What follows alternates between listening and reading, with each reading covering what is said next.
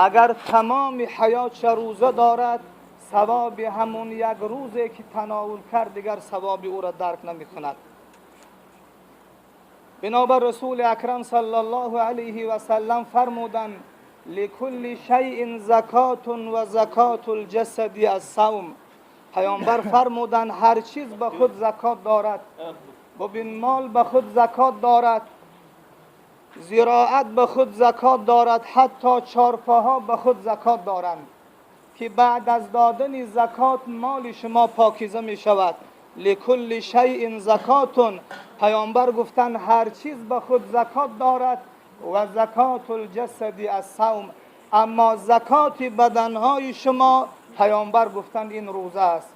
چگونه ای که زکات مال شما را پاکیزه می سازد، پس روزه داشتن این ماه مبارک جسدهای شما را پاکیزه می سازد.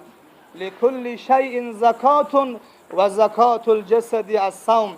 حتی رسول اکرم در یک روایت فرمودند الصوم جنة.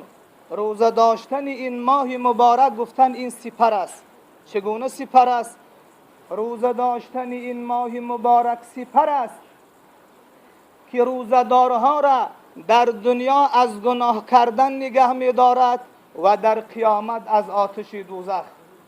پس روزه‌داری که در این ماه مبارک این روزه اگر او را از گناه نگه نداشت، پس معلوم می شود که روزه او روزه کامل نیست. زیرا که رسول اکرم گفتند الصوم جنة. روزه داشتن این ماه مبارک سپر است. سپری هست که صاحبش در دنیا از گناه کردن نگه می دارد و در قیامت از آتش دوزخ نگه می دارد. بنابر روزه‌داری که در این ماه مبارک معصیت و گناه می کند، معلوم می شود که روزه او روزه کامل نیست، روزه او روزه مقبول نیست.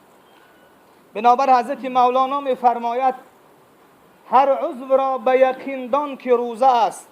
این ماهی است که باید هر یک عضو انسان روزه دار باشد. هر عضو را به یقین دان که روزه است. در این ماه باید زبانها روزه دار باشند، چشمها روزه دار باشند، حتی اعضاهای انسان در این ماه مبارک باید روزه دار باشند. هر عضو را به یقین دان که روزه است تا روزه تو روزه شود نزد کردگار. اگر میخواهی که روزه تو در پیشگاه خدا روزه باشد، اگر تو در نزد ما روزه دار باشی اما در پیشگاه خدا روزه تو قیمت نداشته باشد، پس این هم شرمندگی است. بنابر حضرت مولانا میگوید هر عضو را به یقین دان که روزه است. هر عضو انسان در این ماه باید روزه دار باشد. در این ماه باید زبانها روزه دار باشد، چشمها روزه دار باشد، همه اعضاهای سالم روزه دار باشد تا که روزه ما و شما در پیشگاه خدا صاحب عزت باشد، تا که روزه ما در پیشگاه خدا قدر و منزلت داشته باشد. هر عضو را به یقین دان که روزه است تا روزه تو روزه شود نزد کردگار. بنابر رسول اکرم صلی الله علیه و سلم می‌فرمایند من لم یدع قول الزور والعمل به فلیس لله حاجة ان یدع طعامه و شرابه. کسی که در این ماه مبارک اگر زبانش از دروغ نگه نمی دارد، اعضاهاش از انجام دادن گناه نگه نمی دارد، پس پیامبر بزرگوار گفتند خداوند در تشنگی و گرسنگی او حاجت ندارد. روزدار باید در این ماه همه وجود او روزدار باشد.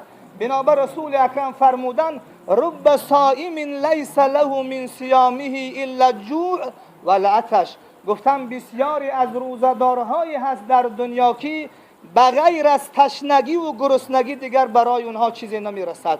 در دنیا تشنه و گرسنه می نشینند اما روزه اونها در پیشگاه خدا قدر و منزلت ندارد.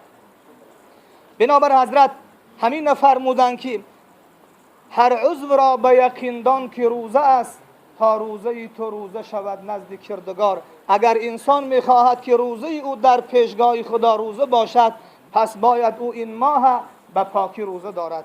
بنابر ما و شما باید دانیم که روزه این خود وسیله است، نماز این وسیله است، ذکر حتی این وسیله است. خداوند در قرآن بیان میکند استعیذ بالله لعلکم تتقون. شما در این ماه مبارک روزه دارید تا که به وسیله این ماه مبارک صاحب تقوا شوید. تا به واسطه این ماه مبارک شما لباس تقوا را در بدن پوشید. پس روزداری که این ماه مبارک او را به تقوا نمیرساند، او را صاحب تقوا نمیکند، پس او به مقصد اصلی نرسید. روزه این وسیله هست که در این ماه مبارک به این واسطه این ماه باید انسان خودش صاحب تقوا کند، در این ماه خودش لباس تقوا را پوشد که در 11 ماه دیگر او را از گناه کردن نگه دارد. حتی نماز هم وسیله است. ان الصلاة تنها عن الفحشاء والمنکر. نماز وسیله هست که انسان به واسطه نماز خودش از فحشا و منکر نگه می‌دارد، دیگر کارهای بد اخلاقی انجام نمی‌دهد، کارهای ضد شرعی انجام نمی‌دهد. پس نمازگزاری که نماز او را از فحشا و منکر نگه نداشت، معلوم می‌شود که نماز او هم نماز کامل نیست. نماز وسیله هست که انسان میتواند که از فحشا و منکر نگه دارد. حتی ذکر هم علما میگویند وسیله است. خداوند در قرآن میفرماید الا بذکر الله تطمئن القلوب.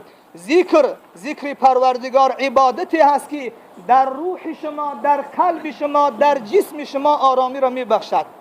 پس ذکر که اهل ذکر است، صاحب ذکر است، اگر به وسیله ذکر آرامش قلب در روح خود، در جسم خود، در قلب خود اگر تأثیر نیافت، معلوم می شود که ذکر او هم ذکر زبانی است، ذکر قلبی نیست. تا زمانی که ذکر آرامش در قلب شما، در روح شما، در جسم شما اگر آرامش پیدا نشود، معلوم می شود که ذکر شما را به مقصد اصلی نرسانید.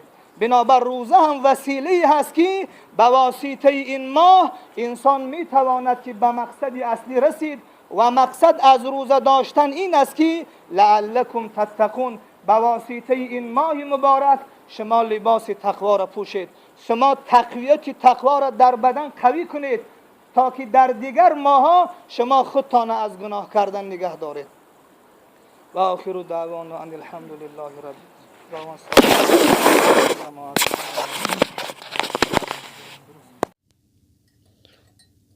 والذين جاءوا من بعدهم يقولون ربنا اغفر لنا ولإخواننا الذين سبقونا بالإيمان ولا تجعل في قلوبنا غلا للذين آمنوا ربنا إنك رعوف رحيم.